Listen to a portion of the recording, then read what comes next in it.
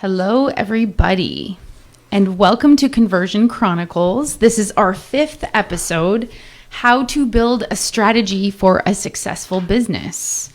So my name is Desiree Halleck. I am the owner of Clarence Services, which is a digital marketing agency here in New Jersey. And what we do, we're known most for the Webinar Bee, which is a full service solution for any professional who would like to present a webinar to their prospects or clients, but they don't want to deal with the headaches of setting these webinars up or promoting them. So we take care of all the promotion and setup, and all you do is show up and present your webinar. It's a really great lead generator, and it's a way of gaining new clients. For my background, for those of you who haven't listened before, I was trained as a neuroscientist. First started in marketing, ended up as a neuroscientist in college. Did that for 6 years, and then turned back to marketing for the last 15.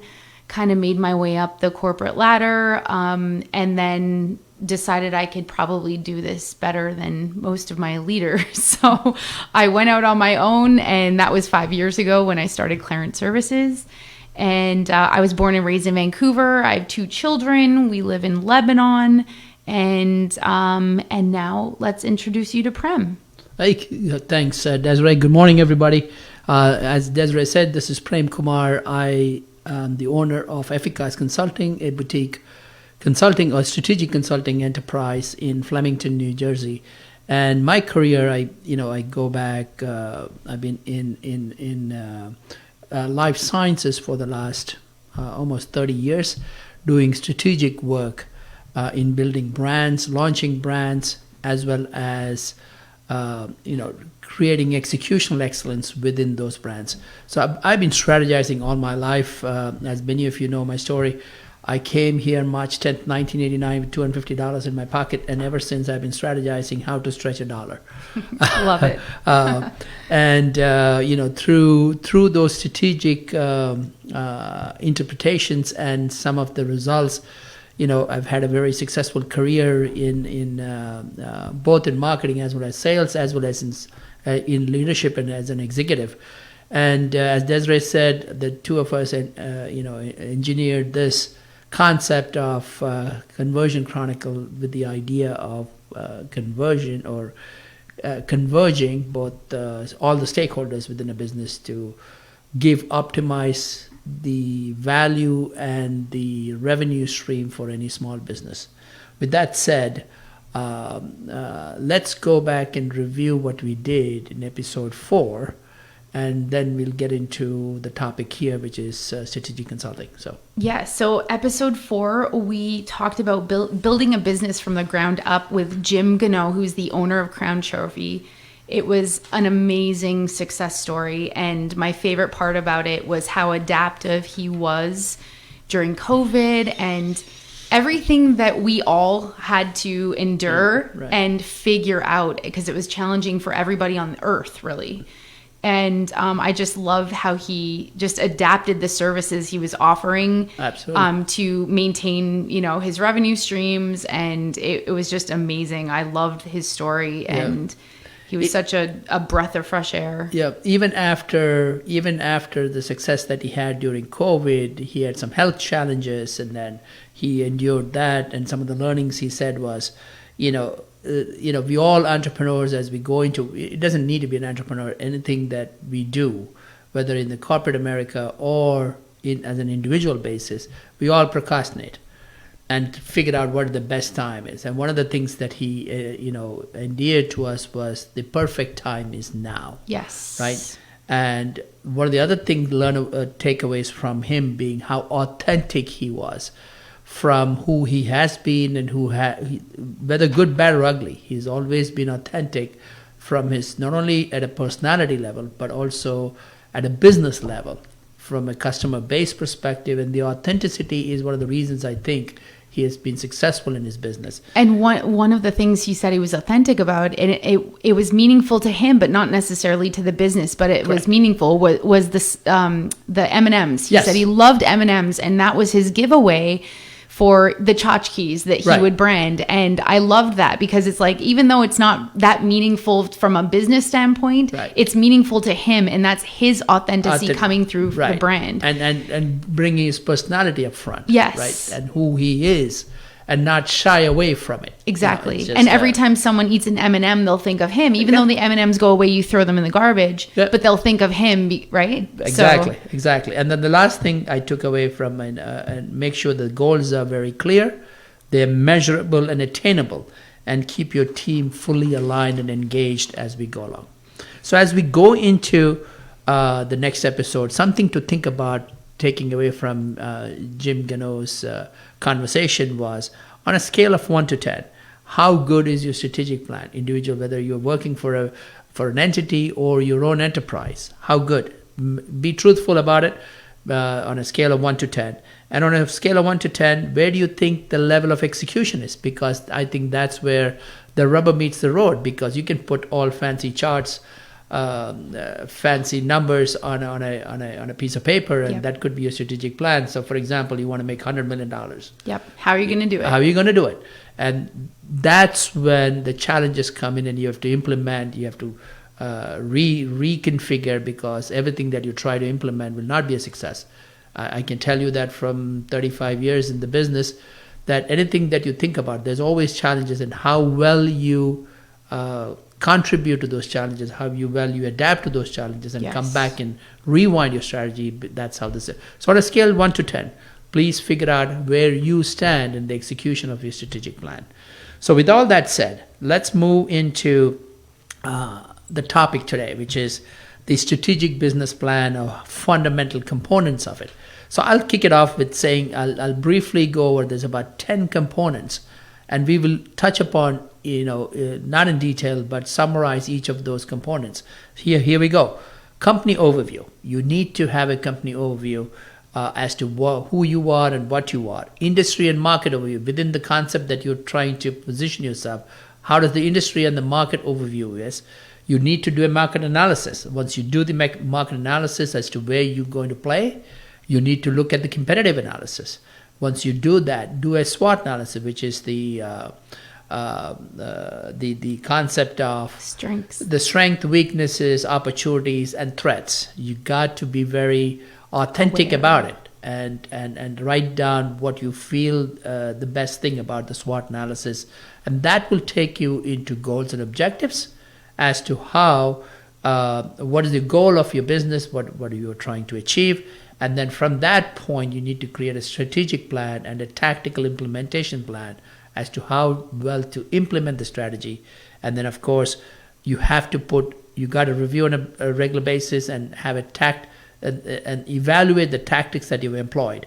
And then, of course, have a risk management place to evaluate what the risk associated with the entire business. So these are the 10 components of how a strategic plan should be built. And we will go into each of these components briefly. So, Desiree, do you want to go into the company overview briefly? And So with these things, I want to stress that just because you don't have hundreds of pages that are covering each of these things, it doesn't mean it's not good. Right. This could be a one-pager that you're creating that covers all of these things. Just start somewhere and have it simplified. Just simplify this. It doesn't have to be crazy detailed, as long as you have something and you can always expand upon it. So for the company overview, what this really is it's a bunch of components that is put together for your business description and what you're all about. And this includes things like your company name and the legal structure. Are you incorporated? Are you an LLC? Are you an S Corp? You want your mission statement in there, your vision statement. Why are you doing this? Right. What is the purpose behind your motivation to start your business? And that should come out in your mission and vision statements. Obviously, you want your founding date in there and the history behind why you started your business. Where your location is. If you have headquarters, maybe you have more than one location, but definitely list that there as well. You also want your ownership structure. Where, the roles of your founders, the partners, whoever is involved with your business, have that hierarchy of who's doing what. And make sure you have a really good description of your target audience. This is super important from a marketing perspective because you want to know who you're targeting. And this is really going to help you later not waste marketing dollars if you know this very well. Once you have your target market, list your products and services. Very clearly define what you are offering. And sometimes when you have this written out, it makes you realize from the perspective of your customers or your clients, how clear does this really seem to them? Because in your head, it's clear because you created your business. But is it clear to your customers or prospects? And when you write it out, that becomes, you're more aware of how good or bad you've created that. Once you have a description of your products and services, you want to make sure you have your customer value proposition, and this should be everywhere on your website, on your social media platforms, any type of marketing material. As soon as someone lands or looks at a piece of marketing material, whether it's digital or physical, you want to make sure there's that very clear value proposition. Right. Who do you target? What problem are you solving? And what do you offer? What solution are you offering? Right. Yep, absolutely. And that is really going to help it become clear and help the visitors on your website or anybody looking at any of that material stay a little longer and understand you better. And they're more likely to convert into a client. Industry and market overviews. What's your competitive advantage? How are you different from your competitors? Most of us have a lot of competitors out there. There's not many companies out there that have no competition. Right. So how are you better than your competition? And that then really moves into your market analysis. Absolutely. You want to make sure that you're not let's say you're starting a coffee shop. Are there 10 coffee shops beside you? Right. And so Prem, kind of walk us through that. Absolutely. Thank you for summarizing that, company overview, because everything that Desiree said is clearly has to be articulated well, because every other component that we described, the 10 components of a strategic business plan, rolls from this immediate or the initial write-ups that you have about your company and how you position yourself in the marketplace. That, as Desiree said, that takes you to market analysis. You need to have an industry overview, whatever product or industry you are in. You understand the industry that surrounds whatever you're offering, right? Market size and the potential. Then you need to make sure once you have the potential and the market size in place, you need to segment the market to figure out where are you going to play. And to Desiree's point, figure out what the target market that is aligned with your vision, with your mission, what your product benefits are, features, whatever else is, and looking at the competitive landscape to see where are you going to play, what are your target audience, what are your customer needs are, what are their preferences. And of course, as we always talk about, the competitor analysis is critical to making sure you have a complete market analysis as to where your product and services stand.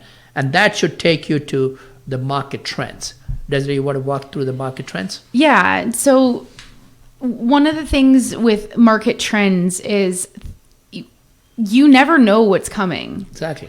And you really have to be up on current events. And one of those, I feel like a trending product, not now, but it was probably a year ago, only with my kids, and it's the Prime, the Prime drink. Right. I don't know if you've heard. It's like an energy drink. Energy drink, yeah.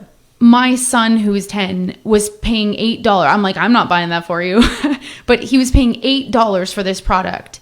And all it was juice. It was juice. It was sugar and water mixed together, like in my opinion, right? There's nothing special about it, but it was so trendy at the time and everybody wanted this. If you had Prime, you were cool as a kid.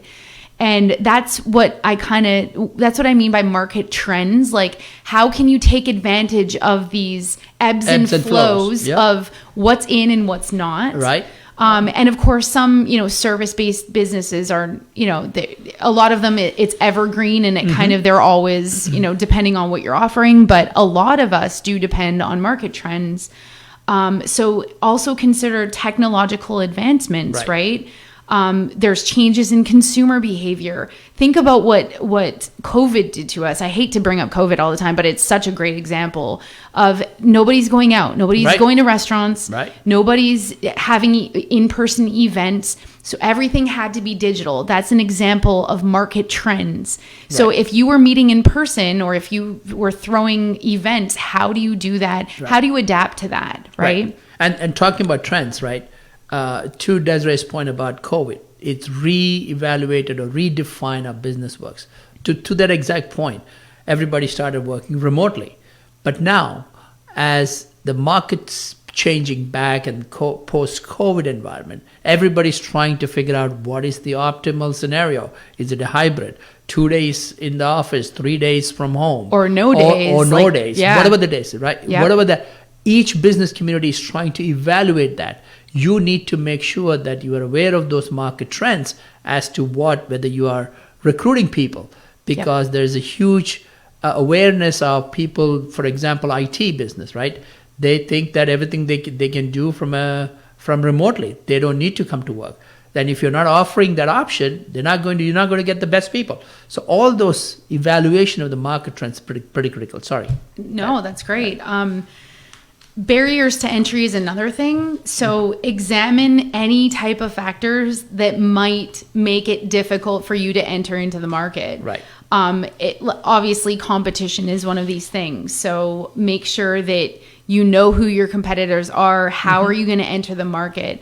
Another thing is regulatory environment. So are there, regulations or policies that may impact your industry or how you enter into the industry? And any potential changes in the future in those regulations, because that may completely stop your business from being, successful. Right. So be aware of these things. Do a SWOT analysis on your business. Prem will get to that a little bit later, so I won't spend any time on that right now. And market entry strategy. Right. How are you going to price your services or products? How are you going to enter into the market? How are you going to promote yourself? Sure. How are you going to distribute? How far will you go from a geographical perspective? So keep all of this stuff in mind. And finally, market risks. Yeah. Identify any risks or uncertainties in the market that you may come across. Absolutely. That will hurt or help your business succeed, right? It's not, these aren't only things that are going to stop your business. There may be things that will catalyze your business, right? Accelerate whatever you're doing, things like that. Yeah, absolutely. For sure. Yep. So now let's talk more about the SWOT analysis that I didn't really cover, Prem. Sure. Tell us about that. So SWOT analysis, as you know, SWOT stands for strength, weaknesses, opportunities, and threats.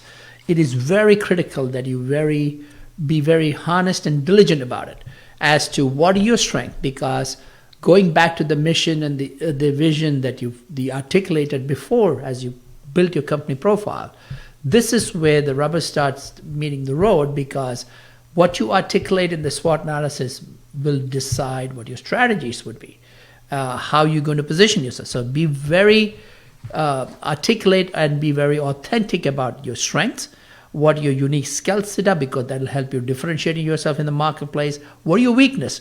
Because those identifying the weakness can help you delegate to people who have those strengths. Yes. Very, very critical, especially when you're running or you own the business. It's very important to delegate. That's one of the things that Jim Gano talked about.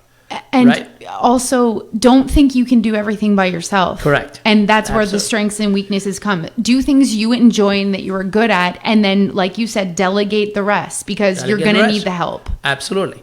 Because that's one of the things he clearly articulated when Jim Gano had a health challenge. He said, Prem, I learned the art of delegation, and my business thrived because I was able to trust my team more than I ever did. So things like that. But don't wait for something to happen to you. Put that down from a SWOT analysis. Opportunities. What are the opportunities given the fact where you're going to play, what your product line is, given the market scenario, market analysis that you did.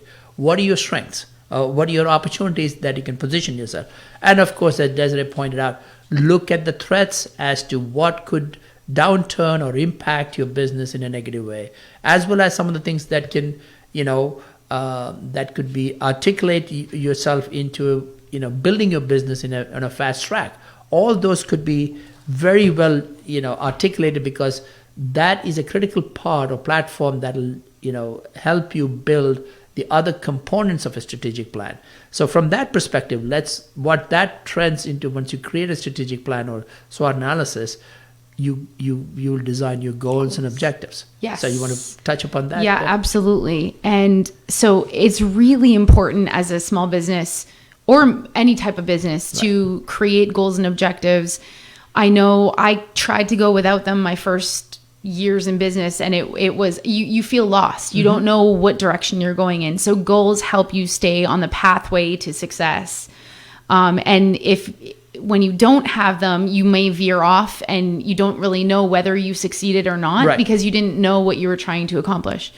So when we talk about goals, we're talking more about a broad high-level statement that really outlines the overall purpose or direction that you're trying to go with your business. And like an example of a goal would be become a leader in sustainable technology solutions within the next decade. Okay, so that's very high level, nothing specific about it. But when you get into the specifics, we're talking more about objectives. Okay, they're specific, measurable, time-bound. They're like SMART goals. And I'll go into the details of that in a second. So they're providing really concrete, actionable steps towards reaching that broader goal that they like the example I gave earlier. So an example of that is increase market share by 15% within the next 2 years through targeted marketing campaigns and new product launches. That is way more specific than just being a leader in technology, right? Exactly. And so make sure that you can attach KPIs to your goals, and that's what makes it measurable. So when you talk about the SMART goal settings or objectives, it's, specific, measurable, achievable, relevant, and time bound. So we talked about the specificity of it already. Measurable means take a key performance indicator to attach to every single goal. How do you know that you are a leader in technology, let's say? Maybe, and then the 15%, you want the 15% market share. That's the KPI that you've attached to that, so that you know. And then just to interject there, 15%, that's if you put that as a target, first of all, you got to evaluate that whether it's attainable based on the SWOT analysis you just did. Right? Whether it's attainable. If it is attainable, how are you going to get it? That comes the goals and the objectives that gets lined up in the SMART goals. So here, everything that you do has an impact either before or after as a whole from a business perspective. So you need to make sure that you're authentic and honest about evaluating each of these points. Yep, absolutely, Prem. Make sure they're achievable, right? Like you said with the SWOT analysis. Relevant. Okay, you have to make sure you're aligning these objectives with your vision and your mission statement. Like, make sure you're not being pulled away in different directions, because as entrepreneurs, our brains are very scattered sometimes and it's hard to focus. And so you see a big shiny red ball and you're pulled in a different direction. You spend all this time and effort doing something that wasn't even related to your goal in the first place. So make sure you stay focused. That's actually my word of the year in 2024. It's just focus, because that is my personality. I get easily distracted. And I look at my son who's 10 and he is exactly like me. I'm like, oh, you poor soul. Like, you got my genes. My daughter can focus on anything. My son, no, he's just like me. So I, make sure that they're relevant, that your objectives are aligned with your overall goals. And then finally, the T in SMART is time bound. So make sure that you attach a due date on these goals. Is it a monthly, a weekly, monthly, quarterly? It could be a daily goal that your sales team are reaching, something like that. And so this will really help you stay on track if you incorporate the SMART criteria to creating your objectives. And again, you don't need 10,000 goals. You can have 3 goals that your company it needs to reach this year. Right. Exactly. And just make sure you're following them. Make sure that you are tracking them over weeks or months. Don't wait until the very end of the year to see if you achieved your goals or not. Right. Because then you can pivot the ship and you can work towards, if you are off track, you can see it before the end of the year and you can get back on track. Exactly. So that leads us to, how do we strategize and make sure, with supporting tactics, how do you make sure you achieve these goals? And absolutely. Prem, walk us through that. Yep, absolutely. So one of the other things I want to tell the audience is to make sure, as we're covering a lot of information here, but make sure that it's aligned with your personality, your goals, you as a human being. Talk about being authentic, right? This is where you need to keep it very simple, aligned to who you are. The simplicity of all this will be very critical as you build your business up. Don't make it too complicated, because if you can't explain in 30 seconds what you do, it's too complicated. It's too complicated. Exactly. Right? Because remember, if you're dealing that roles and responsibility to your staff, the more complex it becomes, it gets diluted. The more simple you keep, it's very easily transferable. Yes. Right? So going to strategies, that should be one of the. So let's define what a strategy is. Strategy is our overarching high-level plans designed to achieve specific goals or objectives. That is the definition of what a strategy is. They provide a roadmap, as Desiree stated earlier. They provide a roadmap for your organization, outlining the approach it will take to get to your desired outcomes. That you need to define the scope and the time in the horizon, right? And then the tactics. Let's define what tactics are. So there's a distinct differentiation what a strategy and a tactic is. Tactics are specific action, maneuvers, or methods employed to execute the broader strategies. So the strategy is an overarching idea of where you want to play, but the execution of it, the tactical part is the execution of it, specific actions.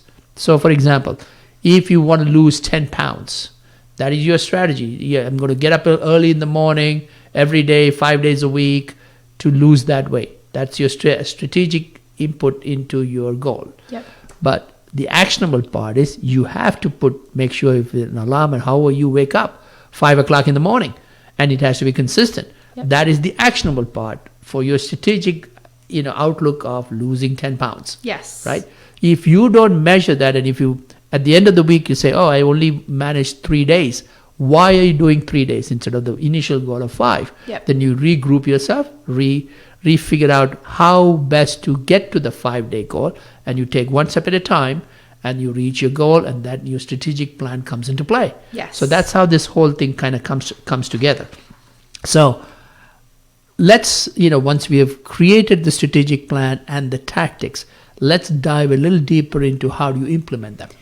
Yes, and I'm the perfect example for this, because when I told you, like, the first year of business, I didn't even set a goal. I was just like trying to figure out my way in as an entrepreneur. Right. Then I started creating goals, but it was more of like, okay, I want to double my revenue, let's just say.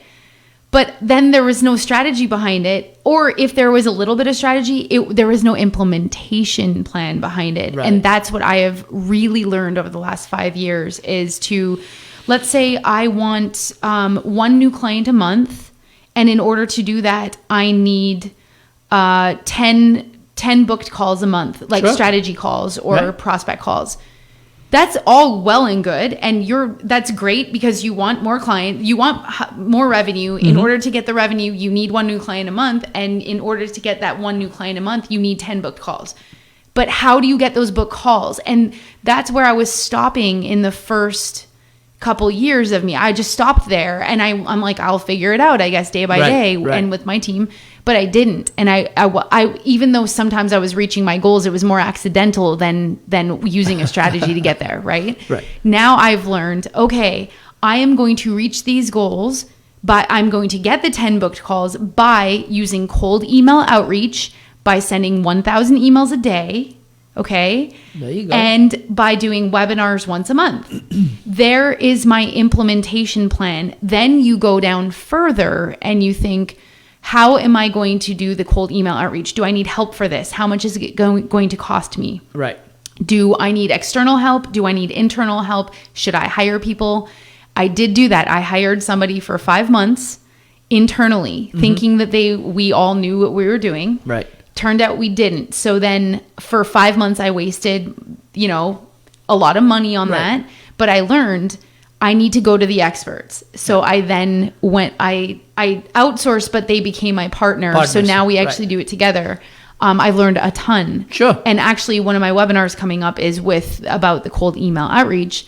But it's amazing how all you have to do is say, how am I going to do this? And come up with a plan. Who is going to be responsible? What responsible parties?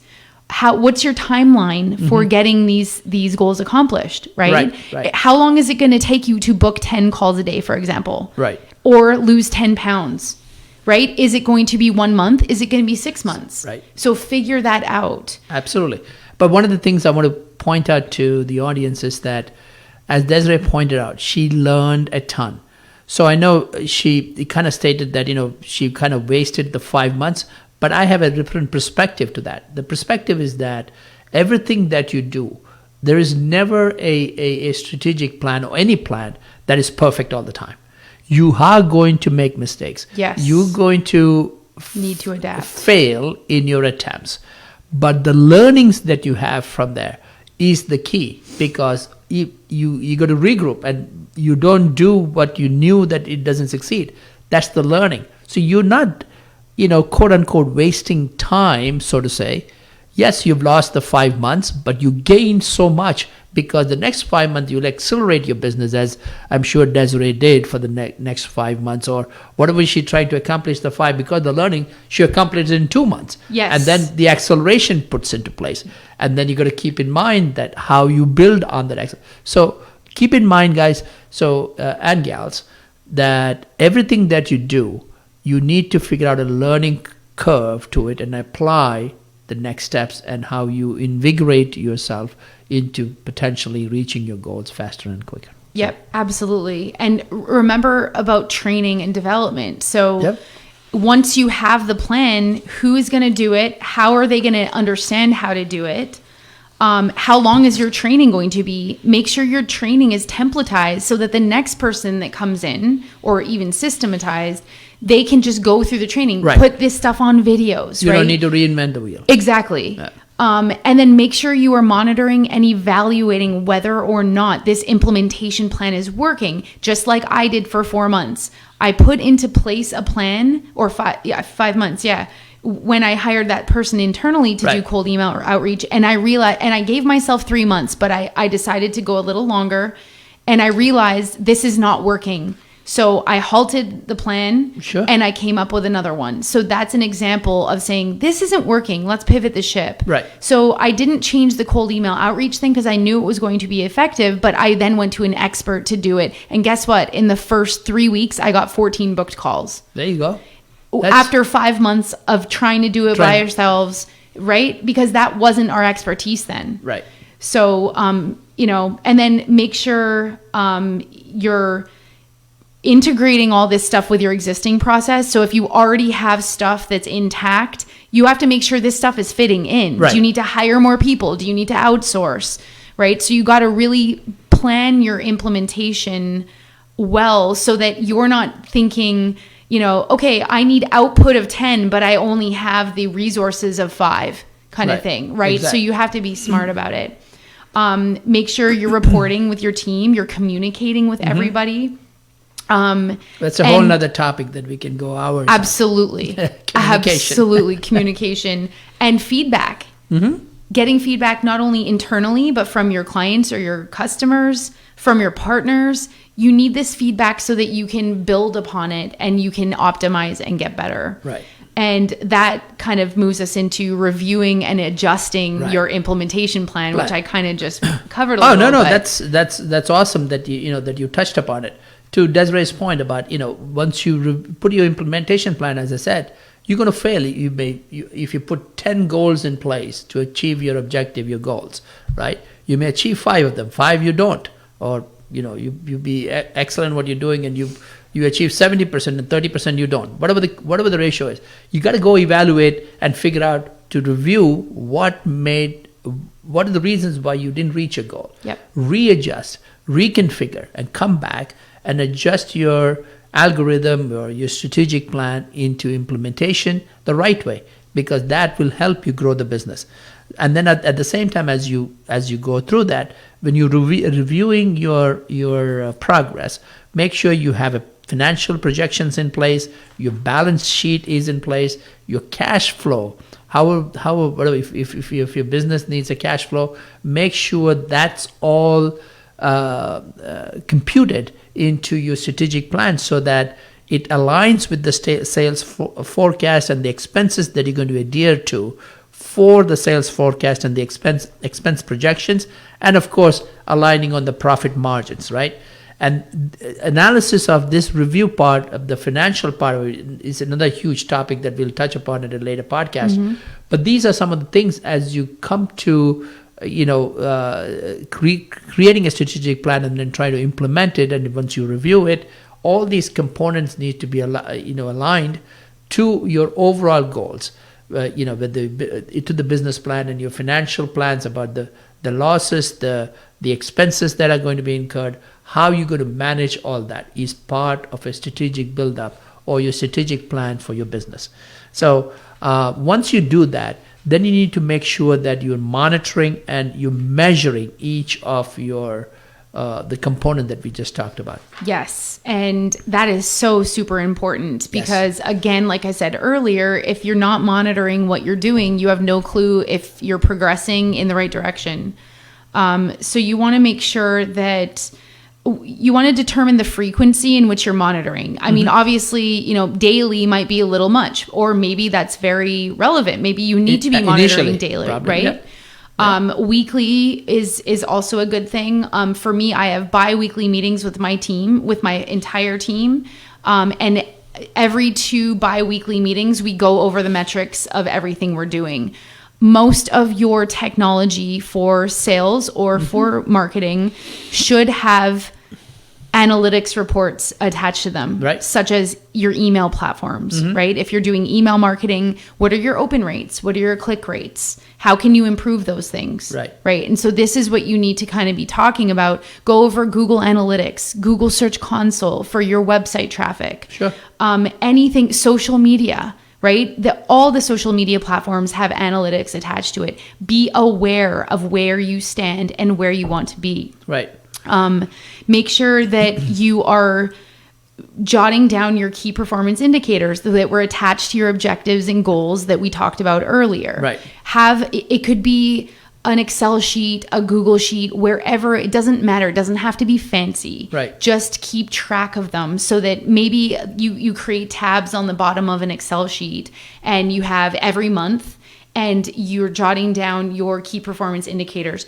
It could be 3 of them a month that you're analyzing. It doesn't matter. Start somewhere. Right. And then you'll learn to get more and more granular as you are getting better at monitoring and analyzing your results. Right. And just a quick, I just want to intervene on the social media, which is critical these days because post-COVID, as businesses change, social media has become an important thing. But I'll caution everybody to make sure that you play the right amount of time in the social, because it could be ever consuming.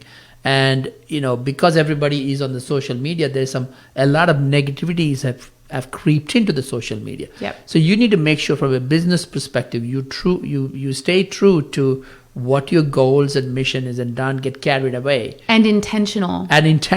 Don't forget why you're doing it. And then the authenticity. All those counts when it goes to social media.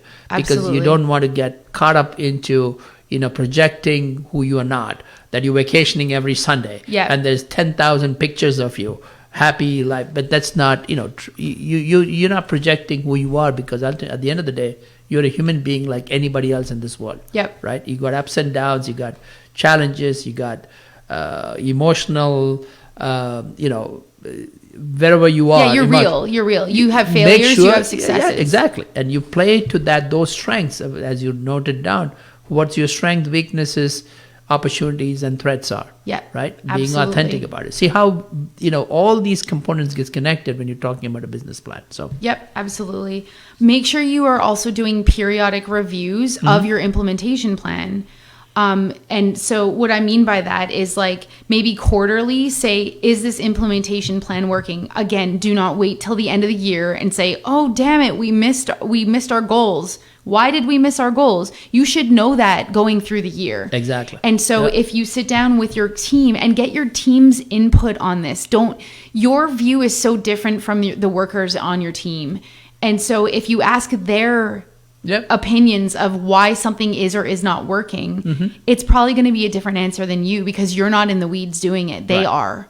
So they may come back to you with some very valuable information that you can use to become a lot more efficient in the future. Exactly. And better ways to meet your goals and just make sure you're adapting and adjusting according to these periodic reviews. Right.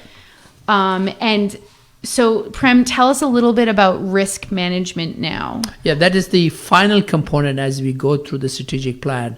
After you've done all the things that we just talked about, the 9 components that we just touched briefly upon, the final aspect is risk management, right? Every business is associated with some sort of a risk. You need to make sure that you understand what that risk. You need to make sure you identify the right risk that is supporting or impacting your business in some way or the other. You need to assess that risk as to what that is and how do you mitigate that. For example, if you're running a very profitable and a very well-established restaurant, and you have 10 refrigerators, let's say, in the kitchen, right? The risk there is that you could have a power outage tomorrow, for whatever reason, weather conditions, whatever else, right? What is the risk is? The risk is that you can lose your entire supply, whether vegetables, meat, eggs, whatever it is, right? Because it's in cold storage and you won't have electricity or power for the next 2-3 days. Yep. What is your plan? You need to have a generator, right? As simple as that. So you need the essential part of your risk assessment and how do you mitigate that has to be part of your business plan. And then you monitor this risk and then you communicate that risk across the organization, depending on how large your organization is. And depending on if you've had opportunities to mitigate a risk, document that, because if it has happened once, there's more likely that it can happen again. So you already have created a successful mitigation plan or solution for that. You can just take that and re-implement it, right? Yep. Rinse and repeat. Have a playbook. Instead of recreating the wheel when it happens again. Yes. So things like that is very critical to the success of a very well put together strategic plan. And also make sure that you do a scenario analysis. If this happens, what are you going to do? So create those scenarios based on what your businesses are to make the strategic business plan a complete document that you can go back and refer to as needed so that you can implement the successful plan in place and put the implementation and the follow through on it. So as we go through that, right, let's recap the 10 components that we talked about. The first, of course, is the company overview, industry market overview, and then that takes you to a market analysis. That'll take you to a competitive analysis as to where you want to play or who your competition is. You do a very authentic SWOT analysis as we discussed it. That will lead you to goals and objective, strategy and tactics, implementation plan on the tactics, review of the implementation and feedback mechanism, and the risk mitigation. Those are the 10 components that we talked about that goes into a very well laid out strategic plan. Yes. So that's our episode for this one. Desiree, you want to give a sneak preview of your next? Yeah, just before we get to that, let's just give some thought-provoking takeaways. Sure. So we like to do the scale thing on, between 1 and 10, where do you think you are? So where do you think you are between 1 and 10 on setting attainable goals for yourself? So ask yourself that and write it down. Write down where you think, are you 2? Are you 10? Are you 7? And then where do you think your level of execution on your strategic plan is? A lot of times we are excellent at setting goals, but we are not so excellent at obtaining these goals. Right. And so, just some of the takeaways, rate yourself on two this. of those scales. And I'll throw another one. Overall strategic plan. You need to make sure that, on a scale of 1 to 10, overall on these 10 components that we talked about, where do you stand? As simple as that. Yes. All right. Next episode 6, it's going fast, Prem. I know. Will be, actually, it's Tuesday, it's this coming Tuesday, right? Yep. Which is the 27th? 27th. Wow. Where did February go? So actually, we're really excited about this one. It is Ryan Reap is our guest. He is the owner of Chick-fil-A here in Flemington. And we will talk about the principles of starting a successful franchise. As we all know, that place is always busy. So obviously he is doing something right. And I can't wait to talk to him about it and absolutely get all his insights. So for Conversion Chronicles, if you guys enjoy what you're listening to and you want to hear more, make sure you subscribe to the podcast on Spotify. Right. Hopefully soon we will be on the other platforms, but right now we are archiving our episodes on Spotify. Right. We are always on Facebook Live. You can like us on our Facebook and our LinkedIn profiles. Just look up Conversion Chronicles on both of those platforms. Our website is conversionchronicle.com without the S at the end. And you can subscribe to our email list, and we will, if you join our mailing list, we will send you the upcoming episodes. Absolutely. And we just want to thank everybody for tuning in. If you guys need any help with sales and marketing, please let us know. You can contact us on our social media platforms or our website. You can fill out a form. And we are really happy that you can join us today, and we hope that we see you next time. Sure. That's right. You want to just quickly give your contact number or email? Yep. So my phone number is 973-507-6980. And my email address is dhaluk, DHALUK, @clarentservices.com. And that's CLAIRANT services.com. How about you, Prem? So again, Prem Kumar, cell number is 516-359-6257. Email is PK, my initial, at Efficas Consulting, that is EFFIKAS Consulting, one word, .com. And as Desiree said, we are here to serve the business community. So if you have any challenges and you want some advice or recommendations, please reach out to us. Thank you again. See you next time.